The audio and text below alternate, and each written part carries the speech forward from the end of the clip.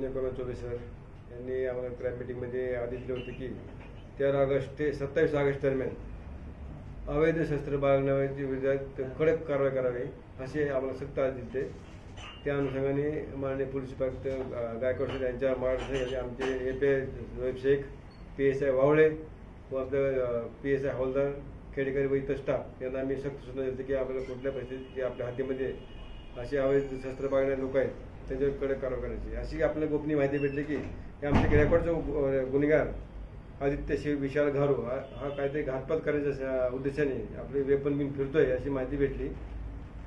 त्याला किवळे येथून आम्ही रात्री ताब्यात घेतले, ते झडती घेतो. त्यामुळे एक गावठी कट्टा आणि एक जिवंत राऊंड भेटलंय. त्याला कुठून आणलं, कशाने आणलं यासाठी आम्ही त्याला त्याच्यावरती गुन्हा दाखल केलेला आहे, अरेस्ट केलेलं आहे. आज त्याला रिमांड हाजर करतो. त्यांनी कुठून आणलं वेपन, कशाने आणलं, त्याचा उद्देश काय होता याचा आम्ही तपास करत आहोत. देवरानात 2024ला मर्डरचा गुन्हा दाखल आहे. तसेच तळेगाव दाभाडे येथेच अवैध शस्त्र बाळगण्यावरती गुन्हे दाखल आहे. तो काय कामधंदा काय करत नाही की असंच गुन्हेगारी पासबुक मिळते. 2 गुन्हे दाखल आहेत त्यावर. त्याने आधी हा गुन्हा हत्यार कुठल्या उद्देशाने आणलं होतं याचा आपण कसून शोध घेऊन त्याच्या मुळापर्यंत आम्ही जातो. काढतो भेटलेला आहे. आणखी काही त्यांनी त्या पिस्टलचा वापर केला की नाही, आम्ही फॉरेन्सिकला वेपन पाठवून त्यांनी कुठे फायर केला की कुठे काय घातपात केलेला आहे का याचा तुम्ही तपास करत आहात. तपासाचा भाग आहे.